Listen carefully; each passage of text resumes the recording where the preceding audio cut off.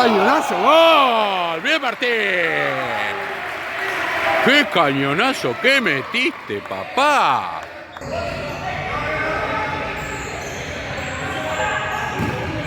¡Gol! Bien, dije. Bien, pibe. Lo vio Román. Y facturando. 2-0. Sí. A ver, Patito. ¡Oiga! ¡Gol! Y le bajaron los pantalones a Pato.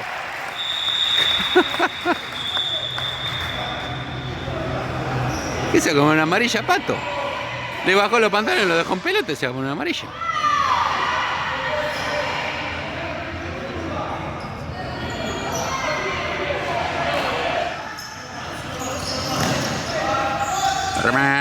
Román. Mirá que tiró Román. ¡Gol! Bien, pibe, bien. ¡Qué golazo, papá! Se tira con el 21. No, derecho. Bien, el arquero. ¡Epa! Y la pelota viene al jugador.